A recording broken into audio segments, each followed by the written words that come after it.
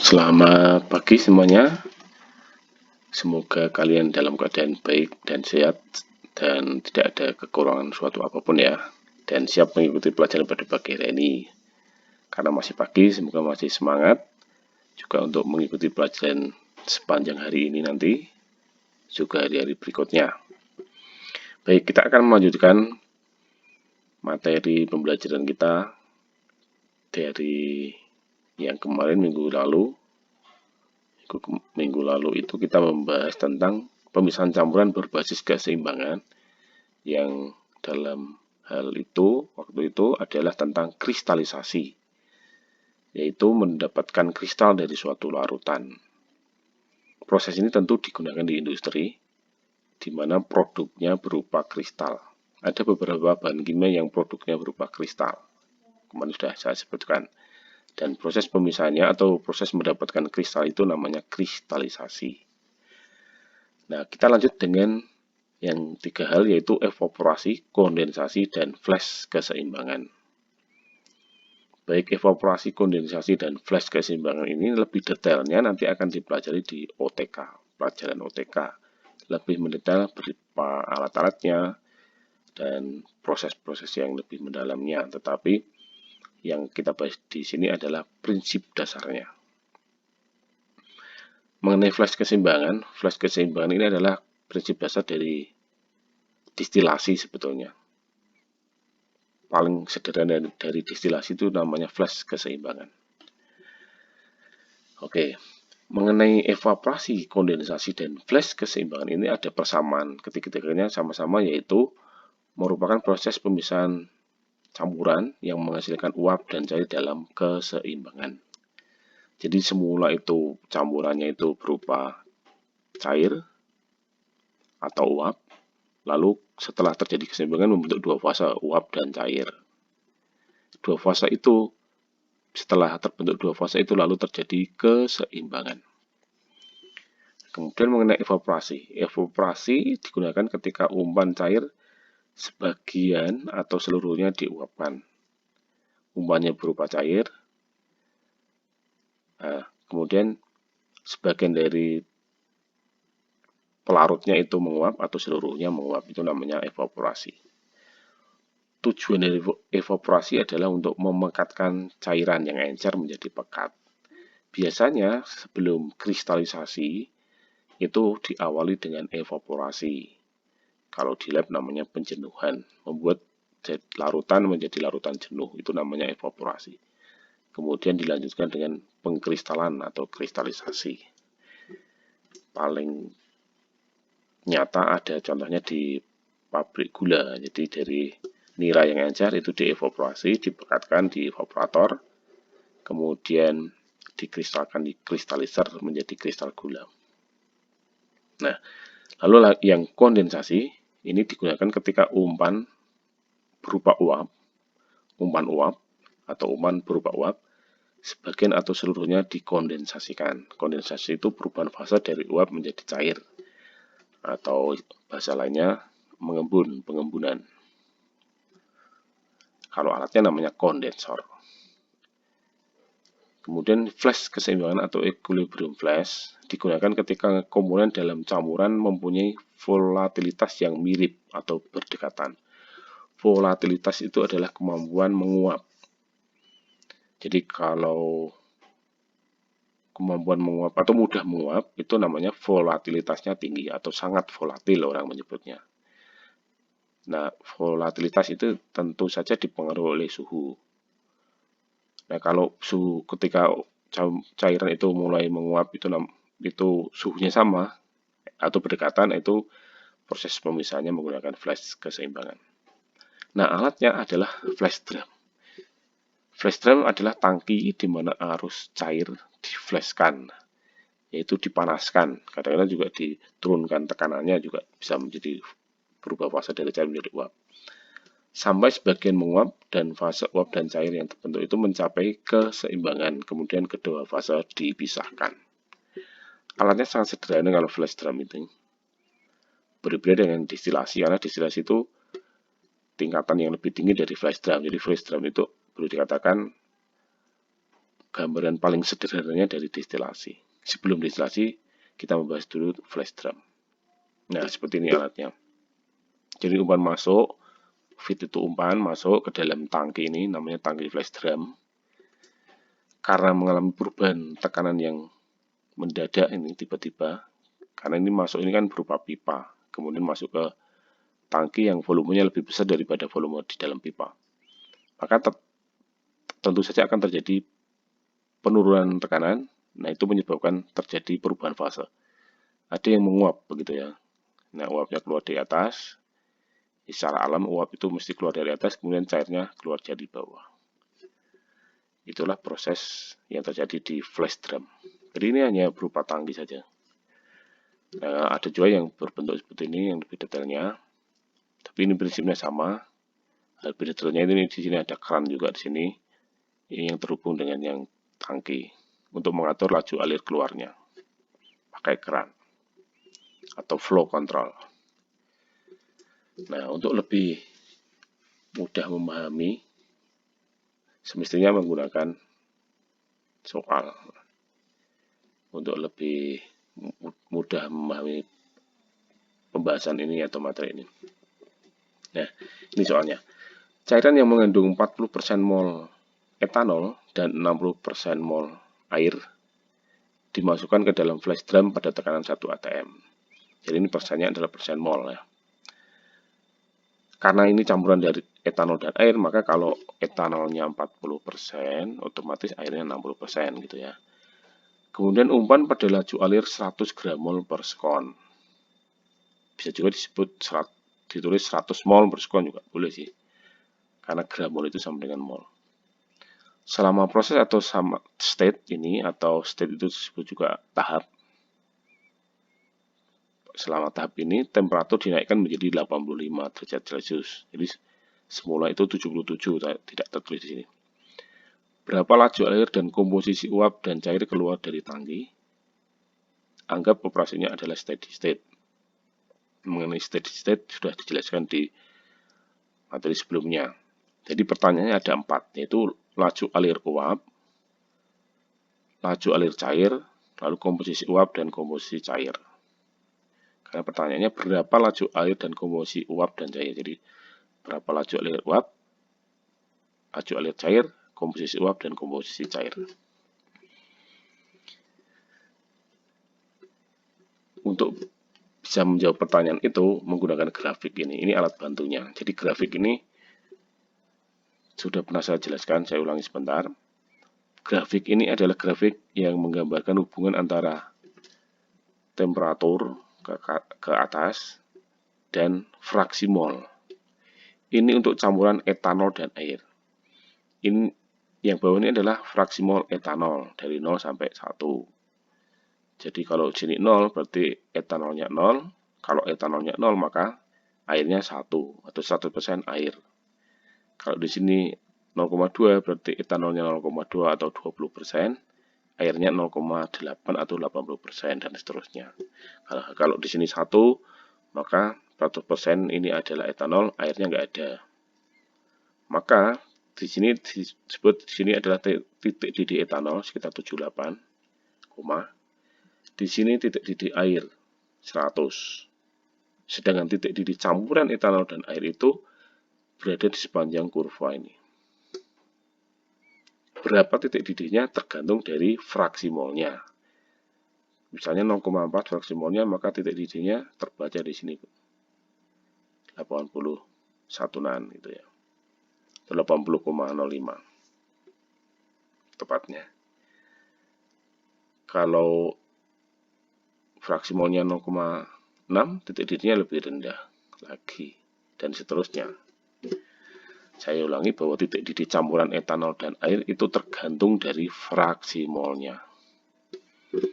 Sedangkan titik didih air murni pasti 100, titik didih etanol murni 78. Nah, ini campuran terdiri dari 40% mol etanol dan 60% mol air pada suhu 77 derajat Celcius. Campuran dinaikkan suhunya dan memotong kurva bubble point pada 80,5 derajat Celcius. Ini kurva bubble point. Jadi semula dari sini dinaikkan suhunya mencapai kurva bubble point, lalu tarik garis ke kiri untuk membaca suhunya yaitu 80,5. Pada bubble point fraksi mol etanol fase cair yaitu Xe sama dengan 0,4 dan fraksi mol etanol fase uap atau Ye sama dengan 0,61. Diperoleh dari mana angka itu? Dari grafik. Jadi pada bubble point yang 80,5 itu fraksi mol etanol fase cair ya ini ke bawah. Sedangkan fraksi mol etanol fase uap itu bacanya ke kanan, ke kurva uap, ini kurva uap, lalu tarik ke bawah untuk membaca fraksi molnya, yaitu 0,61. Nah ini sudah digambarkan ya. Jadi ini suhu 77, pada komposisi etanolnya 0,4, dinaikkan suhunya sampai 80. Nah, kemudian kalau mau membaca fraksi mol etanol fase uap atau Ye itu 0,61 ke bawah ini. Jadi Y itu untuk fraksi mol fase uap, sedangkan X ini fraksi mol fase cair. E itu untuk etanol, nanti W itu untuk air. Nah, kemudian setelah mencapai suhu 80, dinaikkan lagi suhunya sampai 85 ini soalnya, mencapai suhu 85. Lalu di mana fraksi mol etanol fase cair, kita bacanya itu ke kiri. Ke kiri lalu tarik ke bawah, ketemunya adalah 0,13. Fraksi mol etanol fase uap atau Ye, tarik garisnya ke kanan, mau motong kurva uap ini, lalu tarik garis ke bawah, terbaca di sini 0,48. Nah, dari mana 0,48 ini dikira-kira ya. Jadi kalau di sini 0,4, ini 0,6, tentu saja ini 0,5. Di sini 0,45, antaranya ini 0,48. Karena tidak ada angka, kalau nggak pas ketemu angka ya dikira-kira. Ini kelemahan dari grafik itu tidak bisa menentukan harga yang pasti sekali, hanya perkiraan, tapi mendekati ya. Tapi mudah karena tinggal menarik garis. Gitu. Jadi, jadi saya sebutkan bahwa kurva itu tadi diperoleh secara grafik. Jadi sebetulnya kan berupa titik-titik ini kan diperoleh dari percobaan. Pada fraksi mol etanol 0,1, suhunya berapa, 0,05, suhunya berapa dan seterusnya. Lalu titik-titik ini dihubungkan menjadi sebuah kurva. Yang fase uapnya juga demikian. Kemudian ini grafik yang lain. Yang kanan ini adalah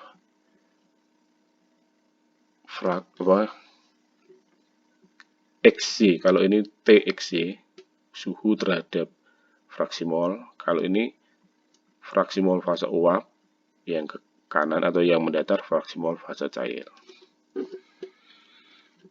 Nah, dari grafik tadi itu diperoleh Xe, yaitu fraksi mol etanol fase cair 0,13. Maka Xw-nya adalah 0,87. Ini diperoleh dari 1 dikurangi 0,13. 0,13-nya diperoleh dari grafik. Kemudian untuk fraksi mol etanol fase uap Ye 0,48, maka Yw-nya 0,52, yaitu 1 dikurangi 0,48. Nah, bagaimana cara menggunakan grafik itu? Sebaiknya nanti untuk soal yang lain, Anda perlu mencetak grafik ini untuk mendapatkan angka-angkanya. Cara menggunakannya seperti ini. Saya tarik garis ke atas. Kalau soal tadi kan fraksi mol etanolnya 0,4, maka tarik garisnya dari 0,4 ke atas. Setelah mencapai suhu yang dimaksud, tarik garis mendatar. Nanti memotong kurva bubble point dan kurva dew point di sini. Kemudian tarik garis ke bawah untuk membaca fraksi mol etanol fase cair atau Xe. Lalu yang ke kanan, tarik garis ke bawah yang motong kurva uap ini atau dew point untuk membaca fraksi mol etanol fase uap atau Ye. Begitu cara menggunakan grafik ini. Nah, untuk penyelesaiannya ini menggunakan Nah, tahap seperti ini. Pertama adalah kita gambar prosesnya. Gambar ini akan sangat memudahkan kita dalam menyelesaikan soal karena sudah punya bayangan dari gambar ini. Mudah untuk membayangkannya dengan gambar. Tetapi ini sangat menentukan. Kalau gambarnya ini keliru, maka berikutnya atau hasilnya mesti keliru. Ini adalah proses pemisahan campuran, maka masuk 1, keluarnya 2 pasti. Karena pemisahan, bukan pencampuran ya. Kalau pencampuran kebalikan, nanti masuknya 2, keluarnya 1. Nah, umpan itu masanya 100 atau massa umpan MF 100 gram.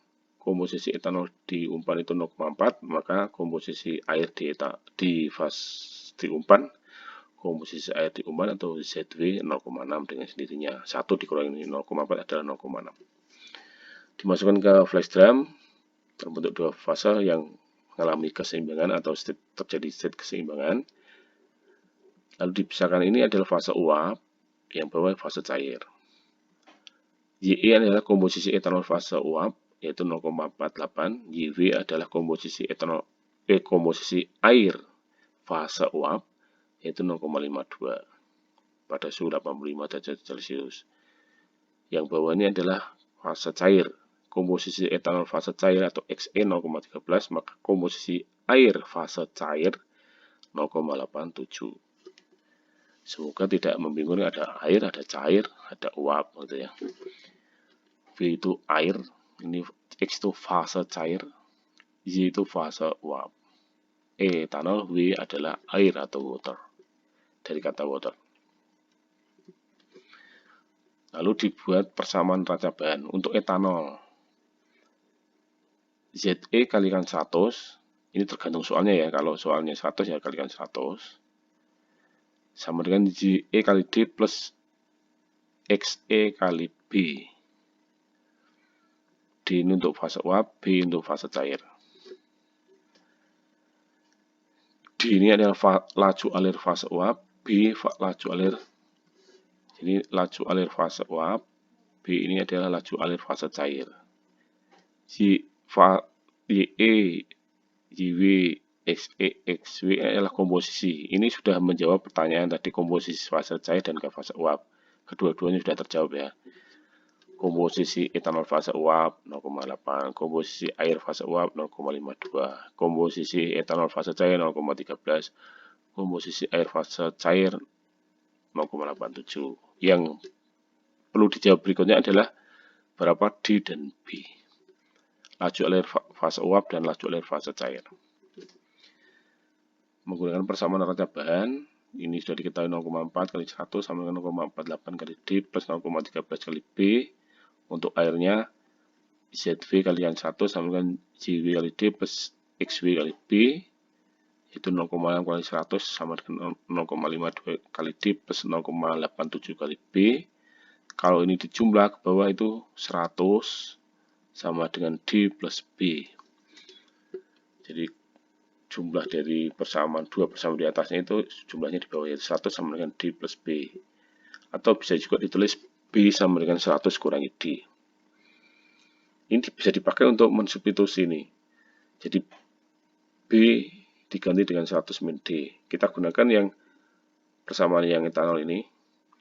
Jadi 0,4 kali 100 kan 40 sama dengan 0,48 kali D plus 0,13 B.